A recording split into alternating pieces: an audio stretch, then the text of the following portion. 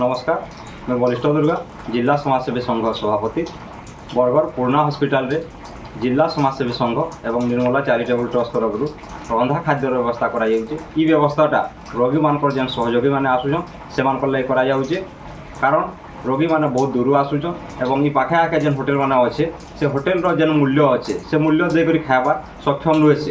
से दृष्टि जिला समाजसेवी संघ निष्पत्ति नहीं निष्पत्ति जदि राज्य सरकार नहीं पारबा एवं आम प्रत्येक रविवार दिन दौचु ये खाद्य जदि प्रत्येक दिन दे पारबा निश्चित भाव लोक उपकृत हे बोलिक जिला समाजसेवी संघर आशा एवं विश्वास।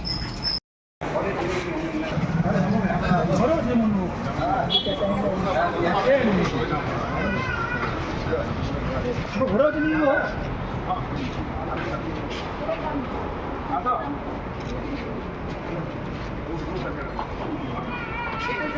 Jangan